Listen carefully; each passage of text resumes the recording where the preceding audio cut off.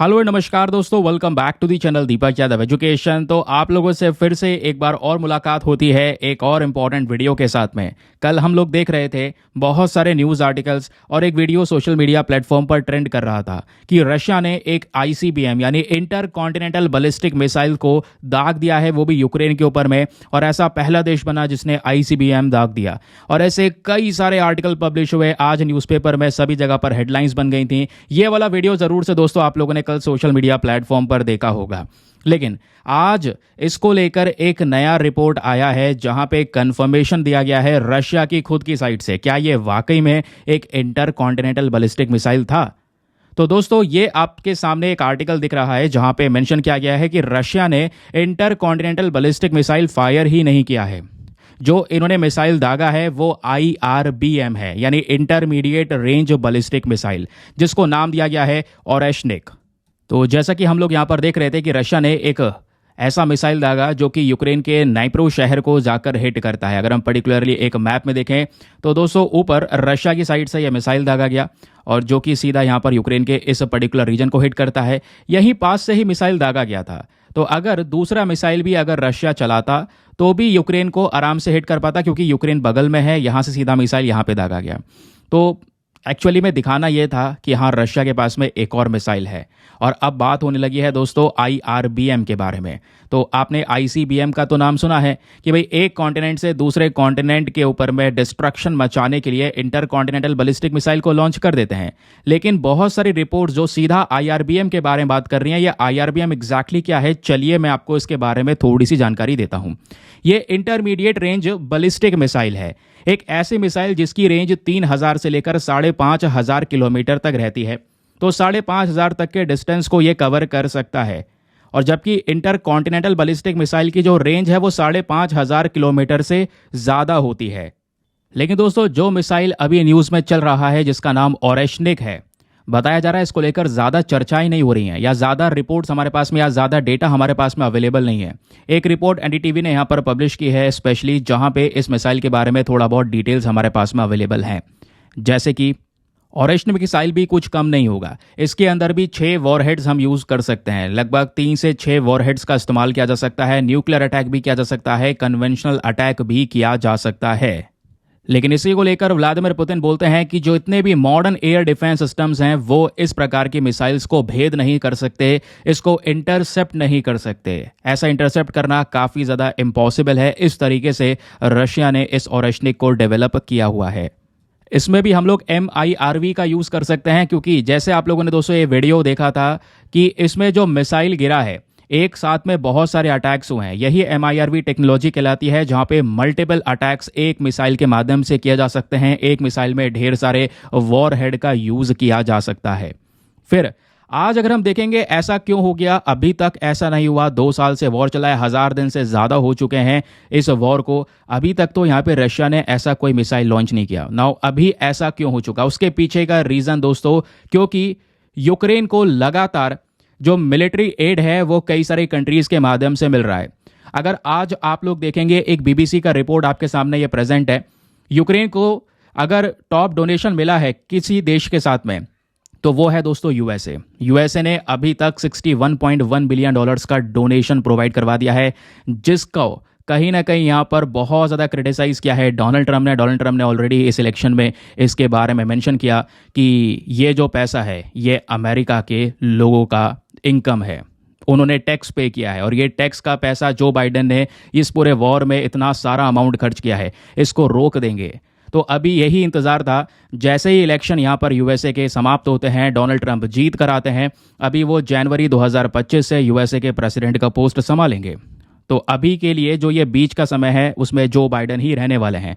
तो जो बाइडन चाहते हैं एक लेगेसी छोड़ना, और वो इतना ज़्यादा सिचुएशन को कॉम्प्लिकेट कर देंगे कि आने वाले समय पर ट्रंप के लिए काफ़ी ज़्यादा मुश्किलें हो जाएंगी। भले ही यहाँ पे ट्रंप ने बहुत सारे स्टेटमेंट दे दिए हो कि मैं 24 घंटे में वॉर समाप्त करवा सकता हूँ या फिर यहाँ पे शांति बनाऊंगा, लेकिन सिचुएशन तब तक बहुत कॉम्प्लिकेट हो सकती है। हो सकता है रशिया कोई नेक्स्ट स्टेप उठा ले, लेकिन एक आशा यही रहेगी कि रशिया आगे कोई भी न्यूक्लियर अटैक ना करे। नहीं तो फिर यहीं से बहुत सारी प्रॉब्लम शुरू हो जाएंगी रशिया के लिए। अगर आप देखेंगे तो आज टॉप सपोर्ट यूएसए का है, जर्मनी, यूके, डेनमार्क, नीदरलैंड, ये लगातार इतने इतने बिलियन डॉलर्स का सपोर्ट प्रोवाइड करवा चुके हैं यूक्रेन को। इतना पैसा यूक्रेन को यहाँ पर मिल चुका है। इसी में दोस्तों बहुत सारे वेपन्स भेजे गए हैं। तो अमेरिका का एक वेपन है जिसका नाम है ATACM।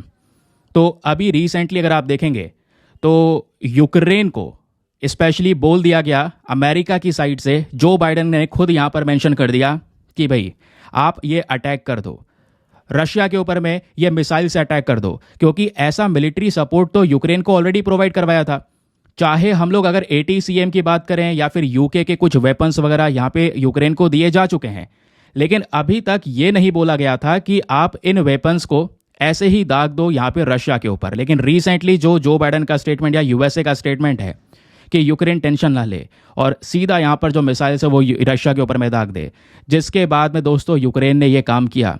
और ये ATACM वाला जो मिसाइल है ये अमेरिका का मिसाइल है, इसको रशिया के ऊपर में दाग दिया। जिसके बाद दोस्तों अंजाम ये निकल कर आया कि रशिया ने भी ये एक IRBM से अटैक किया है, जिसको पिछले कुछ समय पर एक इंटर कॉन्टिनेंटल बैलिस्टिक मिसाइल बोला जा रहा था, बट रशिया की साइड से कंफर्मेशन आया है ये ICBM नहीं है, ये IRBM है। ठीक है, और ये जो IRBM वाली टेक्नोलॉजी है बताया जाता है ये मतलब रशिया के पास में बहुत सारे वेपन्स हैं। अगर आज हम मिसाइल्स या न्यूक्लियर वॉर्स की बात करें, न्यूक्लियर वॉरहेड्स की बात करें, तो रशिया से ज़्यादा शायद किसी के पास नहीं है, ना ही यूएसए के पास में है। तो जिसकी हम बात कर रहे हैं IRBM ओरेशनिक के बारे में, ये कहीं ना कहीं इंस्पायर है RS-24 या RS-26 के साथ में। तो रशिया के पास में ऐसी बहुत सारी मिसाइल्स आपको देखने को मिल जाती है, लेकिन आने वाले समय पर सिचुएशन और ज़्यादा कॉम्प्लिकेट होने वाली है। इसके पीछे का रीज़न क्या है, ज़रा मैं आपको कुछ और आर्टिकल से दिखाता हूँ। तो दोस्तों यहाँ पर आपको ये कुछ खबरें दिखाई दे रही होंगी, सब में एक चीज़ कॉमन है, वो क्या है, anti personal mines. Anti personal mines ऐसी माइंस होती हैं दोस्तों जिनका इस्तेमाल ऑलरेडी 150 देश बैन कर चुके हैं कि हम इसका यूज़ नहीं करेंगे। लेकिन करंट समय पर अगर आप देखेंगे, रिपोर्ट्स आपके सामने है, बाइडन ने यहाँ पर अग्री कर दिया है कि वो इस तरीके के एंटी पर्सनल मिसाइल जो है, माइंस जो है स्पेशली, वो प्रोवाइड करवाने वाले हैं यूक्रेन को, कि भाई यूक्रेन यहाँ पर इन माइंस का इस्तेमाल करे। ये माइंस क्या होंगी, स्पेशली बिछा दी जाएंगी ज़मीन पर। और अगर रशिया की जो इन्फेंट्री है, रशिया के जो सोल्जर्स है, क्योंकि ऑब्वियस ही बात है रशिया चाहता है यूक्रेन के मेजोरिटी ऑफ एरिया को कैप्चर करना, इस समय वो वही सोचेगा, क्योंकि जल्द से जल्द यहाँ पे डोनाल्ड ट्रंप आ जाएंगे। डोनाल्ड ट्रंप जब आ जाएंगे तो वो यही मेंशन करेंगे कि जहाँ पे मामला रुक गया है इसी को यहीं पे रहने दो। तो बहुत सारी टेरिटरी रशिया के अंडर में आ सकती है, लेकिन उस टेरिटरी को कब्जाने के लिए या उसको ऑक्यूपाई करने के लिए रशिया को अपनी इन्फेंट्री उतारनी होगी, क्योंकि यही सोल्जर्स का मेन काम होगा, यही जाएंगे उस टेरिटरी को कैप्चर करेंगे। तो दोस्तों यहाँ पे अगर ये जाते हैं तो क्या होगा, अगर यूक्रेन को ये, जैसे हम देख पा रहे हैं रिपोर्ट्स जो ये बता रही हैं कि यूएसए ने अग्री कर दिया है कि वो यूक्रेन को एंटी पर्सनल मिसाइल माइंस देंगे, मिसाइल नहीं माइंस। इन माइंस को क्या करेगा, यूक्रेन ज़मीन में बिछा देगा। तो अगर ये सोल्जर्स जाएंगे, ज़रा सा भी यहाँ पर आगे बढ़ेंगे और इनका पैर जैसे ही यहाँ पर माइंस पे पड़ेगा, वो माइंस एक्सप्लोड हो जाएंगी और उसमें एक्सप्लोजन की वजह से यहाँ पर इनकी जान चली जाएगी। ऐसी आपने एंटी टैंक माइंस का नाम सुना होगा, वो थोड़ी और हैवी माइंस होती हैं, है ना, उसके ऊपर थोड़ा और हैवी प्रेशर डलेगा तो विस्फोट होती हैं। दुश्मन का टैंक जा रहा है, अगर उस पर पड़ता है तो वो सीधा विस्फोट हो जाती हैं।